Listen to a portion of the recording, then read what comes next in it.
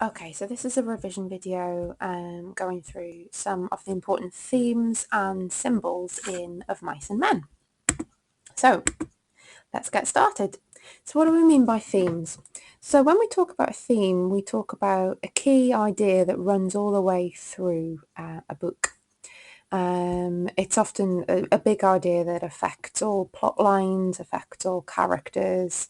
And some of the themes that you have in Of Mice and Men are the idea of the weak, preying on the weak, that it's not just the powerful who target the weak, that also it's weak characters who don't support each other. So for example, in the novel you get the character of Curly's wife, who's discriminated against, being very cruel to Crooks. You get Crooks, the black character on the ranch, being very cruel to Lenny. So there's the idea that weak characters target other weak people. Also apparent is the theme of the American dream being unreachable for most people. So Steinbeck looks at the idea of George and Lenny's dream being unachievable, and the American dream has been unachievable overall because there are certain things that hold people back from it. So, for example, if you have a disability, if you are, already racially discriminated against, for example, Crooks, if you are a woman, if you were poor, he looks at the idea of it being unachievable in many different characters in many different ways. He also looks at this idea of loneliness and isolation. You probably noticed that a lot of the characters in Of Mice and Men are very lonely.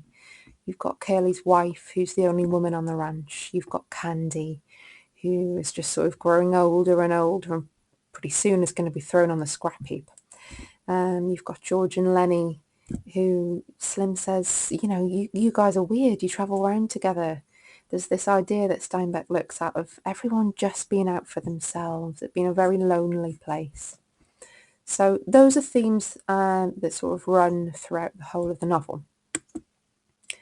Then you've got some key symbols. So a symbol is when you get something in the novel that's representative of something bigger. So, for example, you've got the title of the novel, Of Mice and Men. There's the idea that Lenny doesn't really understand the difference between taking the life of a mouse and taking the life of a man. And I think that is one of the key problems.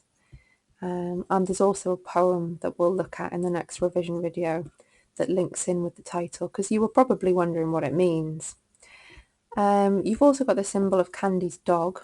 So obviously Candy's dog represents, and the death of Candy's dog represents what happens at the end of the novel, which I won't go into, but it foreshadows what happens at the end of the novel.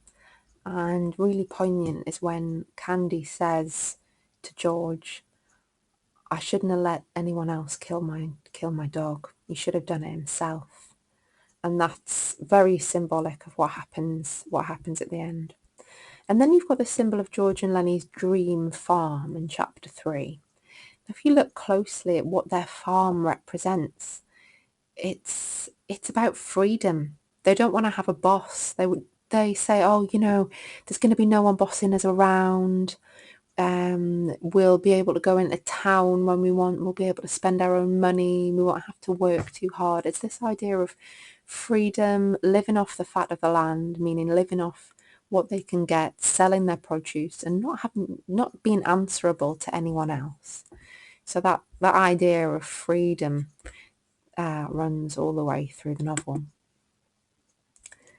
And then you've got some important settings. If you look at the description of the bunkhouse, which is where all the men sleep, it's described in a way, it's very impersonal. It's a place that many people have passed through. When George and Lenny first arrive, they complain about I think some fleas and bed bugs, and Candy talks about the other residents who used to be there and talks about how many different people pass through. People don't stay long there. It's not a permanent place to be. There's bits and bobs that other men, that they're just passing through, that they've left there. However, when you read in chapter 4 about Crooks's room, it's very different. He's separated from the rest of the men. He's not allowed in the bunkhouse due to his colour and his race.